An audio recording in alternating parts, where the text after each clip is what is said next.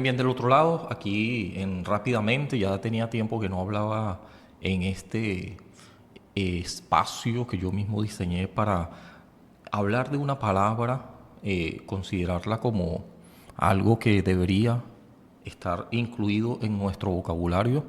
Sin embargo, hay palabras que suenan rebuscadas, sobre todo para los no entendidos en la materia.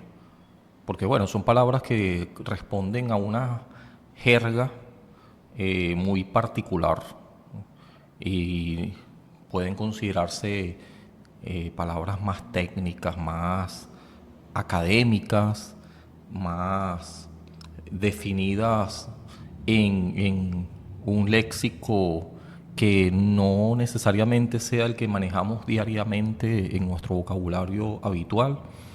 Y no tiene por qué ser así y no pasa nada en relación a nuestro, eh, digamos, y nuestra inteligencia. Nosotros y yo y todos hablamos cosas, palabras incluidas en nuestro vocabulario con cierta fluidez y, y responde a lo que hemos leído, hemos escuchado, y esto enriquece nuestro vocabulario siempre, incluso de una manera inconsciente, porque bueno, no todo el tiempo estamos haciendo metalingüística de lo que estamos aprendiendo, pero el cerebro no para de aprender, siempre aprende.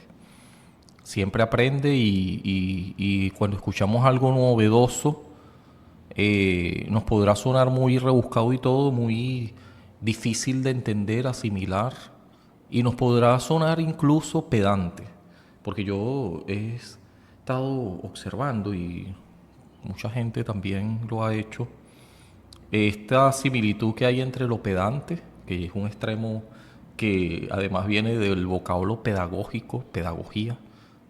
Yo hablé de eso en algún momento en la radio, eh, pedagogía y pedantería. La diferencia es que uno tiene como fin enseñar y demostrar, no que sé mucho, sino demostrar que el otro sabe y que puede aprender. Y que cualquier aporte que yo pueda hacer va en beneficio del otro. No para que el otro sepa que yo sé, porque esto suena pedante. Esto es justamente la pedantería eh, que desborda y que termina cayendo mal, pero que es necesaria. Bueno, la actitud es la que está mal allí, ¿no? No el aprendizaje, no la enseñanza que se pueda derivar de alguien que sepa algo que yo no sé. Porque yo resultaría también como estudiante, como persona que está aprendiendo, eh, muy poco humilde, si se quiere, o a lo mejor eh, el contenido que es importante que yo lo adquiera, si es que es importante para mí, no, esto es relativo porque quizás no sea de ningún interés. Así que la labor del docente, de la persona que enseña y en lo pedagógico, termina siendo favorable y es un éxito porque si quieres enseñar, por supuesto quieres que el otro aprenda y que el otro aprenda depende también de no solamente el contenido, la manera de impartir ese contenido también es vital, es importante en lo didáctico, en aquella cuestión, en el efecto, o ya diría más bien como efecto, sí, pero más que todo como proceso de enseñanza-aprendizaje, todo cuenta y es que la forma de enseñar, esta actitud que tiene la persona que enseña, no es meritoria y a veces hasta incómoda y a veces ya promueve desde ese lado como que si fuera la educación bancaria, la educación emancipadora Eh, Aquí, por supuesto, estamos hablando un poco de Freire, Paulo Freire. Y claro que yo eso, por supuesto, lo pudiera decir como algo en lo que estoy completamente de acuerdo. Porque Universo Vocabular, por ejemplo, mi programa radial, para los que nos escuchan y nos ven en la radio, la 106.5 FM, Radio Pública El Guau, eh, allí pueden ver, ¿no?, ese eslogan, ese tema, ese título de este programa radial viene de Paulo Freire, justamente, Universo Vocabular, que viene del método de la mayéutica. Si vamos mucho más atrás, en lo que estaba pensando Freire era en este método socrático que consiste en preguntar, preguntar, cuestionar, chequear qué el otro sabe y entonces a partir de ello hacer un puente cognitivo. Y entonces ya resulta que la importancia no está en la persona que enseña como énfasis primordial, destacado, sino en la persona que aprende. Digo que las dos cosas, si lo estableces como proceso, persona que enseña, persona que aprende, no se discriminan unas a otras, sino que es un rol que termina siendo más bien alternado. Una persona que enseña también aprende, y una persona que aprende obviamente también tiene mucho que enseñar. La mayéutica va de eso, ¿no? El método socrático que enarbola la idea de que hay que parir el conocimiento. Eso es lo que iba a decir, precisamente lo que significa mayéutica. Bueno, dicho esto y sin enredarme más, porque a veces es necesario aclarar estas cosas, sobre todo a las personas que pudieran sentirse, no sé, atacadas, abochornadas, que bueno, no lo revelan así necesariamente, pero pueden sentir que es pura pedantería. Entrar en discusiones con esto ni me voy a preocupar, pero creo que es una reacción, es una respuesta adaptativa, si lo queremos ver desde el punto de vista ya más psicológico, ¿no? El cerebro que está aprendiendo y que escucha vía input cognitivo, escuchas, ves, sientes, esto que son las entradas del aprendizaje, también reacciona y no siempre reacciona bien.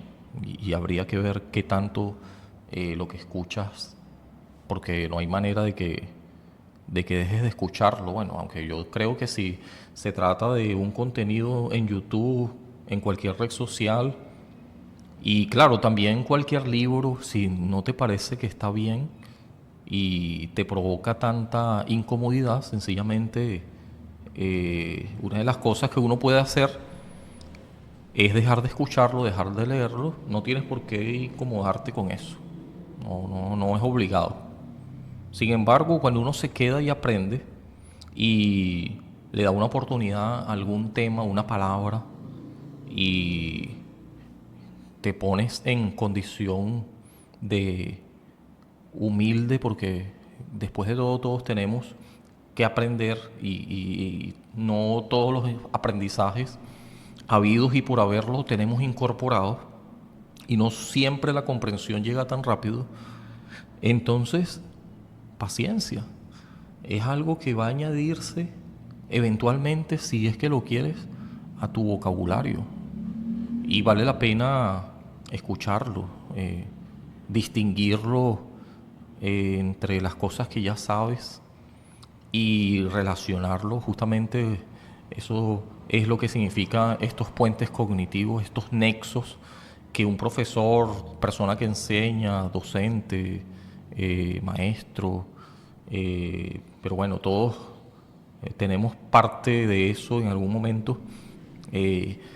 Enseñar no siempre de la manera más profesional posible se hace, ¿no? A veces Eh, Resulta que las palabras impactan y algunas cosas que ni siquiera se pueden decir con palabras o que no necesariamente con un vocabulario tan técnico, académico, y que el acercamiento de este conocimiento que se ve como poder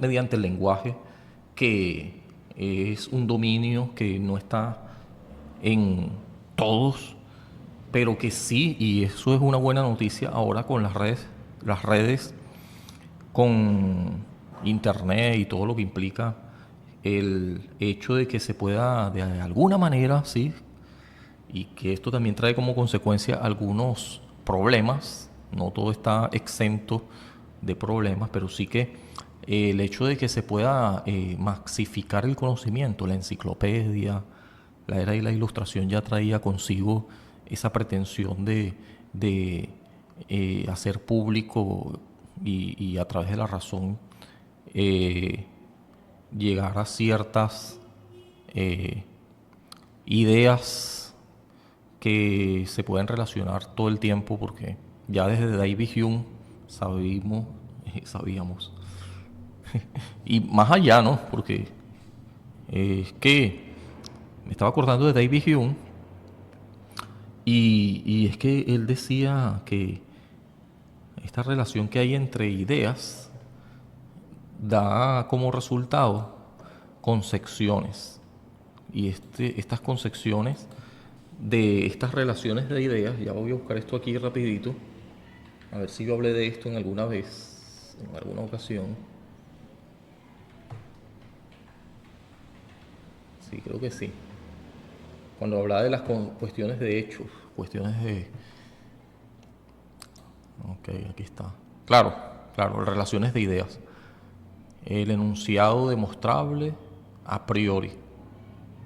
Eso es precisamente lo que tiene que ver estas ideas que no necesariamente están en la experiencia, son independientes de la experiencia, pero que sí se pueden pensar. Entonces, esto es muy interesante porque el conocimiento allí es estrictamente formal, hablando de Hume, y su negación implica una contradicción. Por lo tanto, estas son verdades necesarias, pero son producto de una relación de ideas. Ejemplo, 3 por 5 son 15. Entonces ahí vemos que es una verdad necesaria porque no se cuestiona y viene de la idea de lo que es 3 y de lo que es multiplicar eso en relación a otra cosa que es el 5 y esto ya implica mucha abstracción. Tanto las relaciones de ideas son interesantes en, en cómo las explicó Hume. ¿Sí? Okay, aquí estoy revisando un poquito esto y ya para seguir en nuestra conversación. ¿Y por qué yo llegué a esto de Hume? Porque estas relaciones de ideas implican que ya hay algo siempre en la experiencia de alguien que está viviendo, que está ya con el hecho de estar participando en un entorno, tiene conocimiento suficiente y empieza de manera muy precaria y que no debemos subestimar nuestro potencial de crecimiento. Primero nosotros mismos no deberíamos hacer eso. Y claro, tampoco deberíamos dejar que otro lo hiciere, que en su pretensión de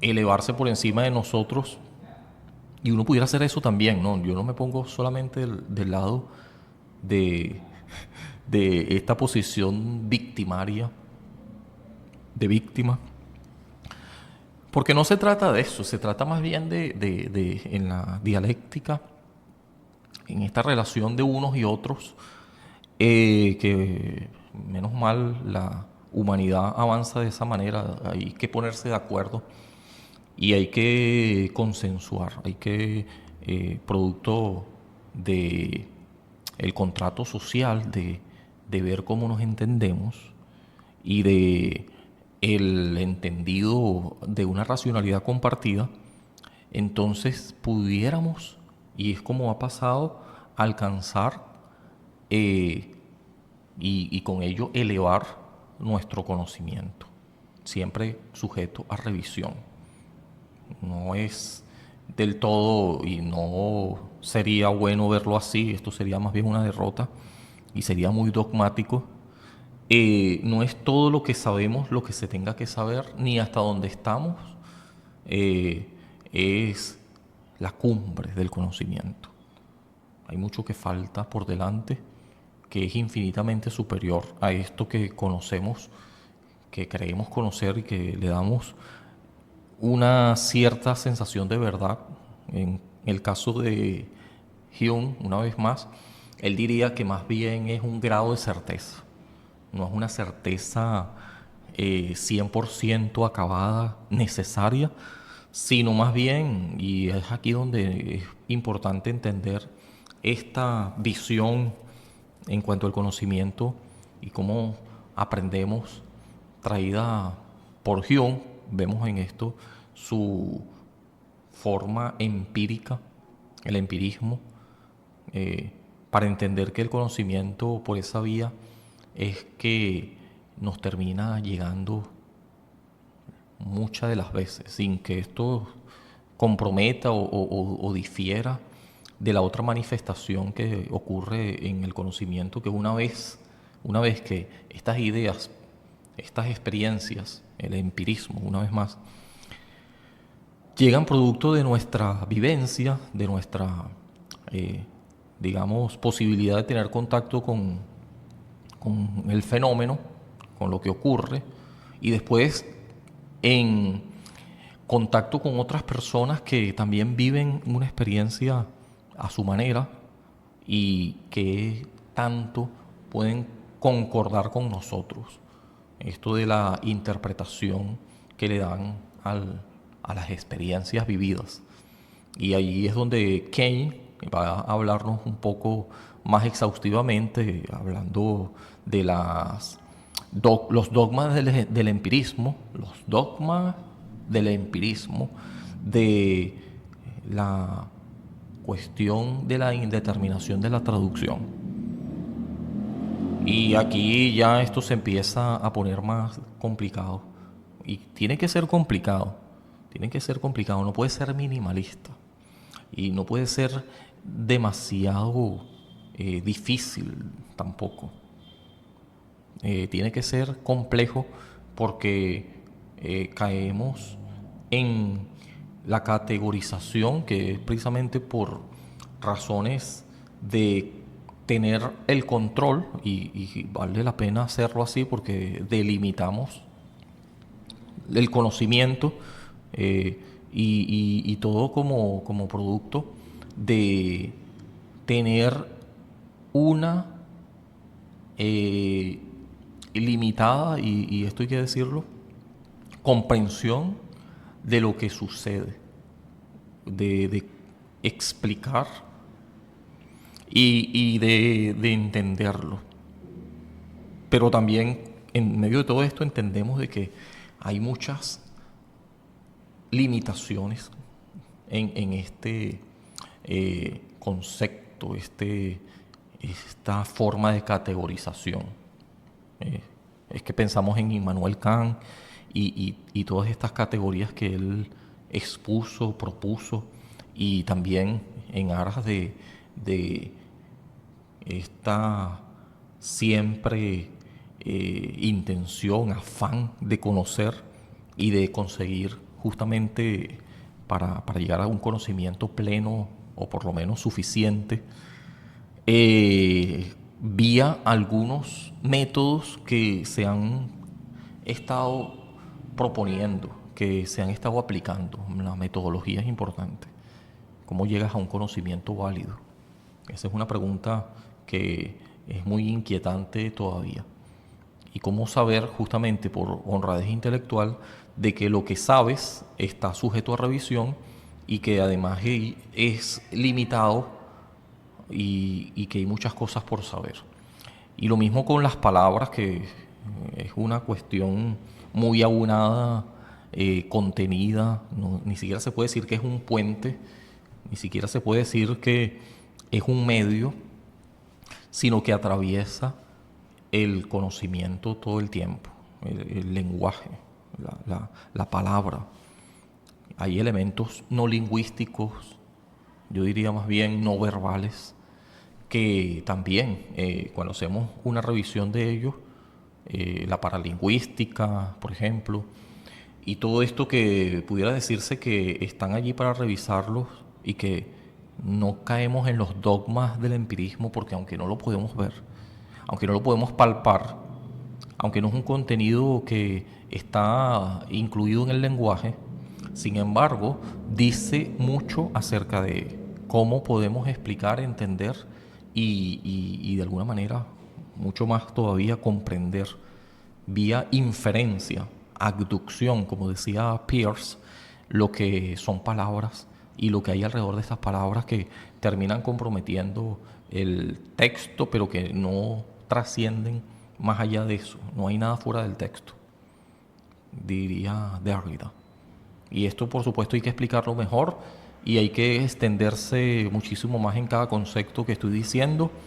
No es fácil, pero estas ideas están completamente relacionadas y que además el vocabulario que estoy exponiendo es, créanme, demasiado simple, porque si leemos estos libros y nos ponemos a profundizar en todas estas ideas, encontramos un vocabulario más complejo, filosófico, psicológico, sociológico y muy comprometido con la academia.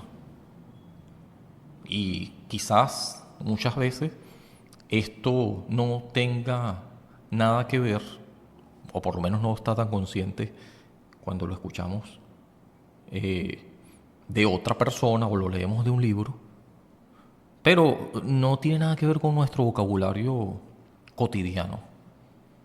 Ahora, esto quiere decir de que no podemos incluirlo al menos en nuestros pensamientos, más allá de que todo el tiempo lo estemos reproduciendo así. Es decir, que hay un lenguaje comprensivo, es más, yo lo puedo comprender, pero no lo puedo, y quizás no sea necesario todo el tiempo, dependiendo del contexto, claro, producirlo de cierta manera. A lo mejor yo terminaría encontrando palabras más gratas al oído del otro, porque, y allí es donde el universo vocabular empieza a tener relevancia, esto de lo que el programa trata los días martes a las 4 de la tarde en la radio, que tiene y absolutamente está comprometido con la idea de, y precisamente es una fraseología de Paulo Freire en la pedagogía del oprimido. Universo vocabular trata de entender una palabra y que esta palabra posiblemente esté en el plano, ámbito de la academia y que así puesta como en la lexicografía o el nivel de la palabra está dibujada en cuanto a estas grafemas y todo lo que implica en esta palabra, entendido como carga semántica, el significado.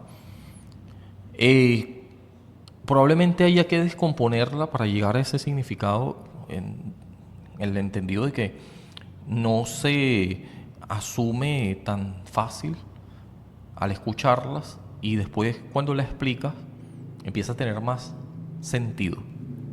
Lo acercas más al significado vía, como diría Derrida, significantes. Es decir, que tendrías que, como un diccionario, poner palabras alrededor para que estas palabras son significantes, para que con este que todo el tiempo el lenguaje está lleno de esto, este compromiso de que se entienda, y por ello las metáforas, este ejército móvil de metáforas de las que habló en su momento Nietzsche, ¿no?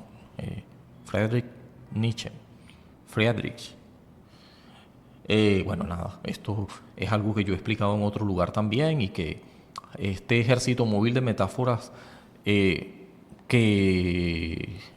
yo no lo voy a dar por sentado.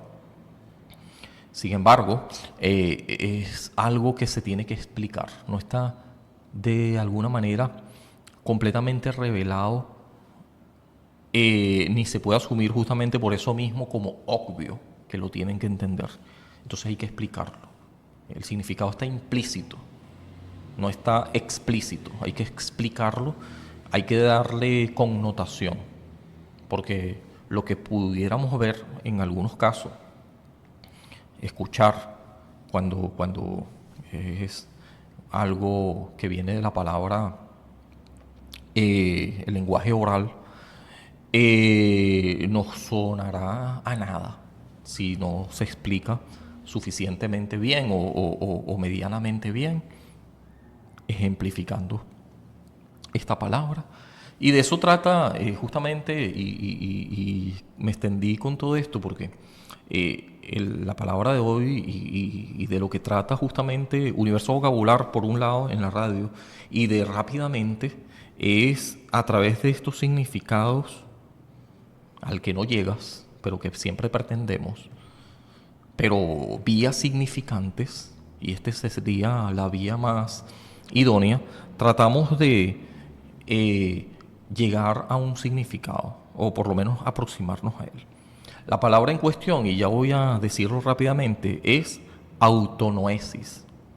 Y esto es sencillamente conciencia, que es característica de tener claro, estar muy al tanto de lo que mi pasado, presente y futuro en cuanto a expectativas, yo tengo de mí mismo.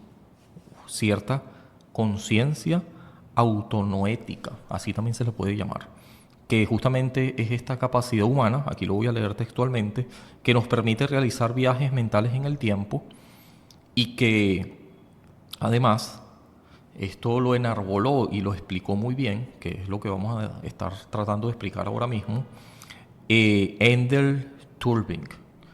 Él define la habilidad, que la autonoesis es una habilidad. Entonces, esta habilidad viene dada porque como individuos tenemos esta capacidad de situarnos a nosotros mismos en el pasado, el presente o el futuro, como ya les mencioné. Así que este reconocimiento de nuestra identidad personal se va dando a lo largo del recorrido temporal. A diferencia del simple hecho de saber un dato, la autonoesis es la sensación activa de volver a experimentar la propia vida. Y esto es interesante porque cuando nosotros pensamos en nuestra propia vida, en la narrativa que le damos, tendríamos que estar muy al tanto de lo que hicimos, dejamos de hacer, desde que estamos niños, y algunos llaman a esto desde que tenemos uso de razón, y entonces no estamos atropellando a la narrativa nuestra, ni tratamos de vulnerarla, ni tampoco exagerarla, aunque todo el tiempo pasa por no como las cosas ocurrieron exactamente, sino como nosotros almacenamos eso que vivimos. Entonces hacemos esta narrativa. Las tres formas de conciencia que, una vez más, Turbing, él describe. Turbing, por cierto, es un psicólogo cognitivo, y esto justamente va de esa área del conocimiento, que es muy amplia, de la psicología cognitiva.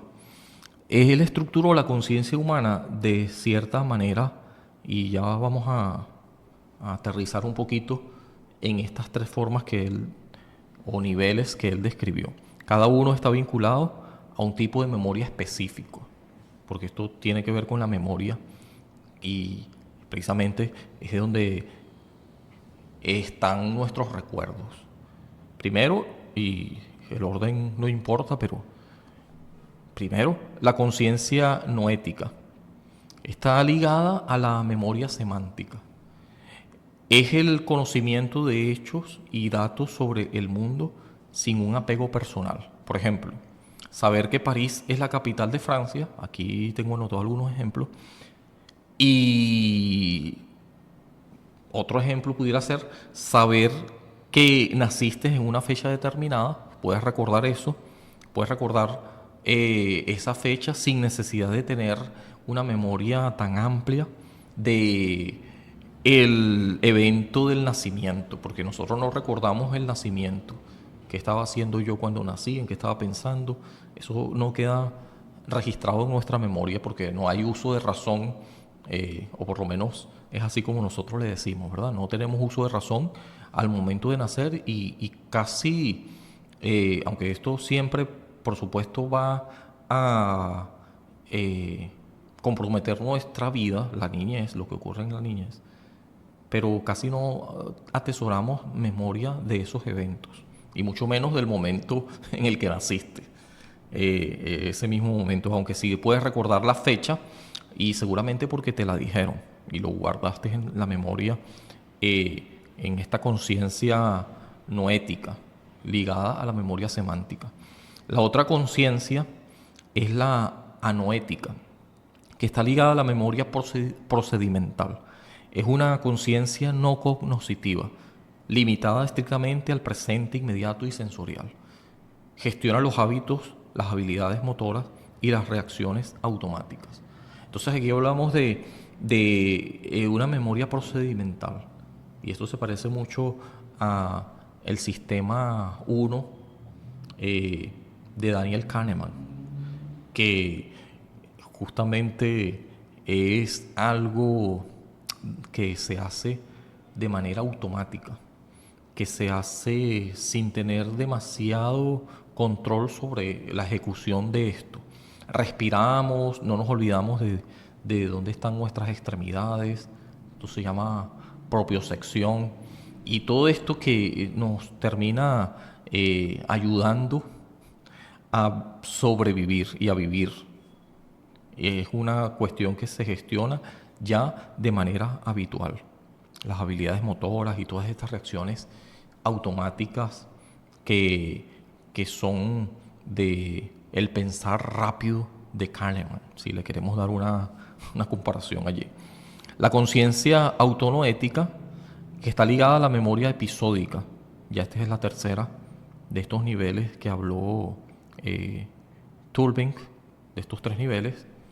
Y aquí está incluido en esta autoconciencia, autonoética, memoria episódica, la conciencia de autoconocimiento. Y esto nos hace pensar en la metacognición. No permite que nosotros estemos estancados en el pasado, ni siquiera en el presente, sino que en relación a estas dos, pasado y presente, nos proyectamos hacia el futuro. Tenemos expectativas y tiene que ver esto con el devenir.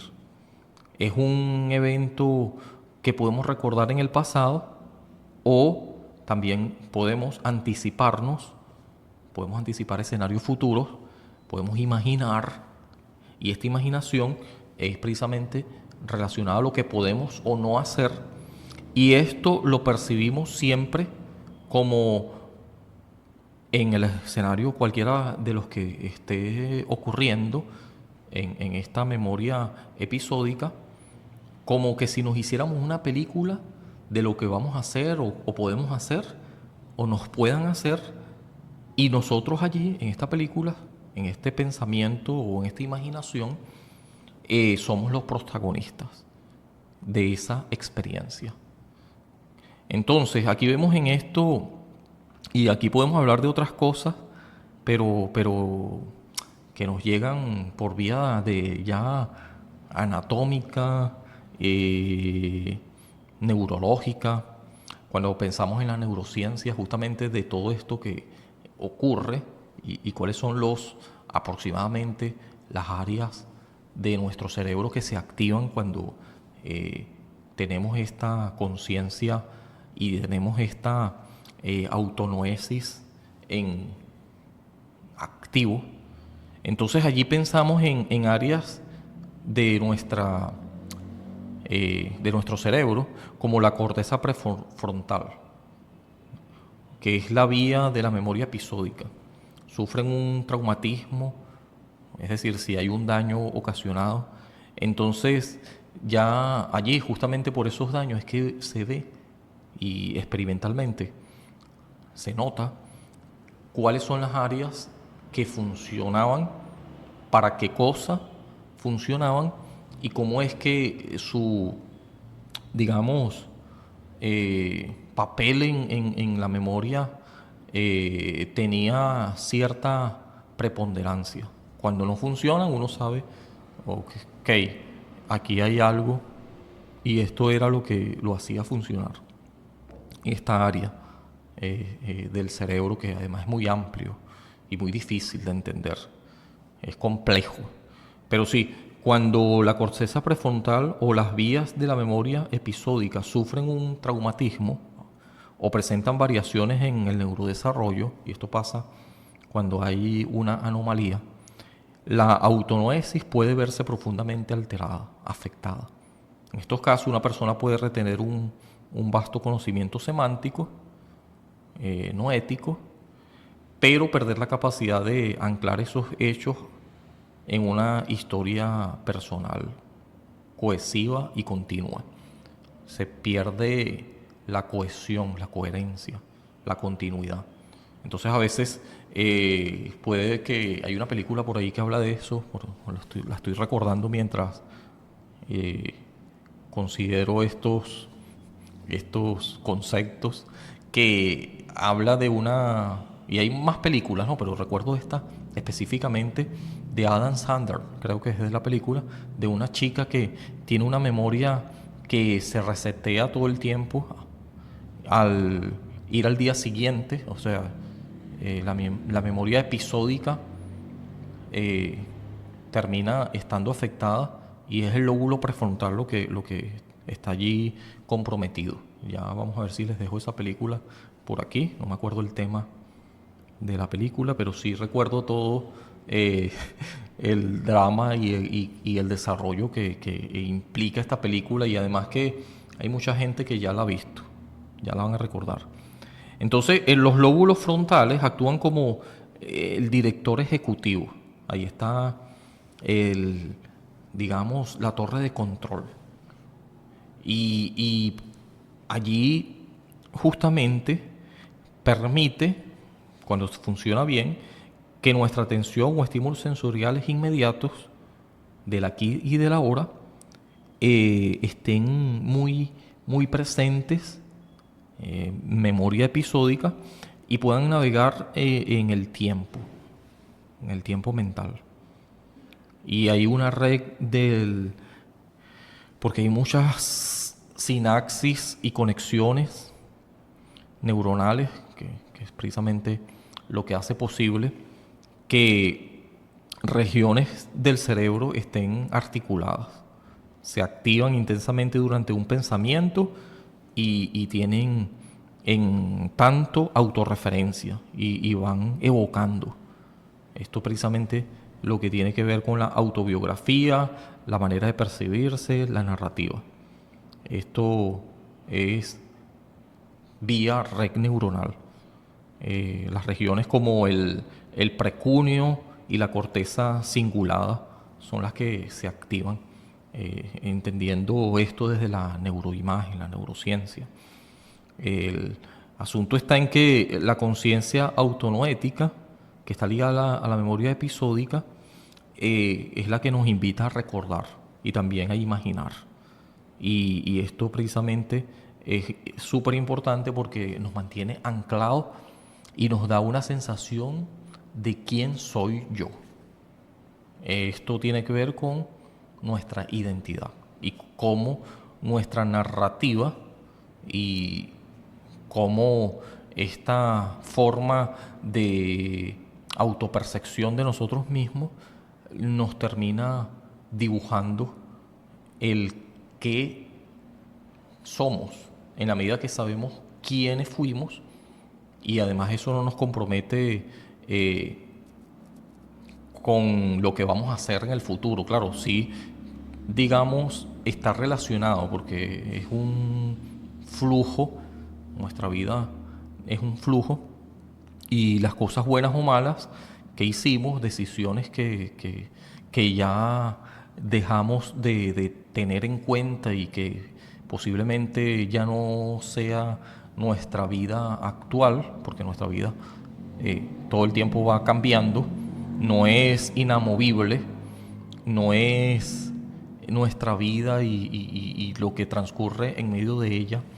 No se trata de algo que está allí puesto como una, digamos, determinación. No es un determinismo, sino más bien es algo que si bien nos impacta y nos interpela y nos cuestiona, y es bueno tenerlo presente porque claro que nos va a ayudar a no repetir errores o a reforzar algunos comportamientos o a sencillamente sentir que estamos en una coherente existencia, y así también le damos sentido a quienes somos, y así también le damos, digamos, un espacio a las cosas por venir.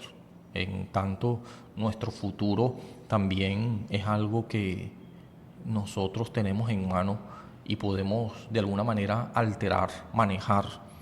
En tanto no somos víctimas de el destino, sino somos responsables de nuestras propias vidas, protagonistas de lo que hacemos en esto de imaginar el futuro y cómo vamos a estar, sin que esto necesariamente sea una sentencia, aunque claro, si pensamos en esta forma de ver las cosas como... Estaba pensando en la programación neurolingüística, estaba pensando en el efecto Pigmalión y en las profecías autocumplidas.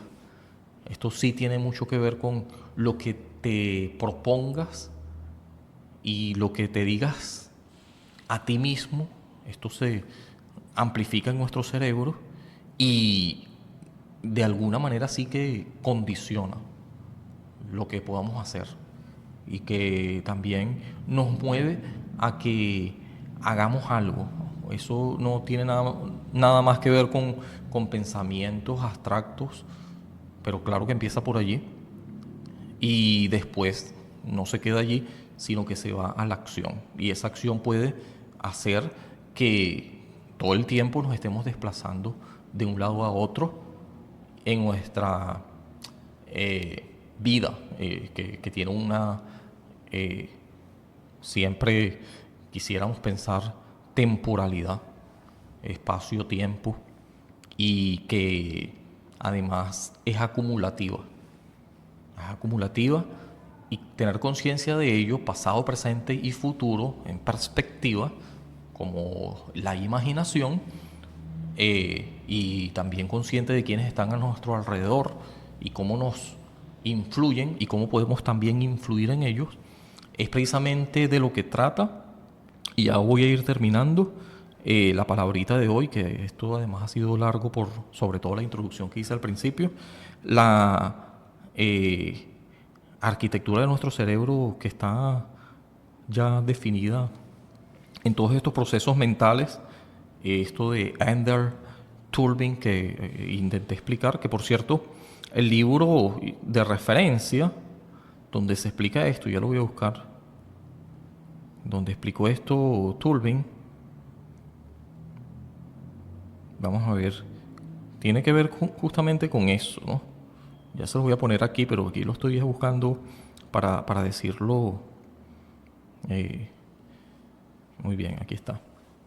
Aquí estoy haciendo un check-in Se llama Element of Episodic Memory, del año 1983, que por cierto yo nací en 1983. Eh, y bueno, este libro es de ese año que bueno, ya es bueno revisarlo bastante bien, ¿verdad? El libro es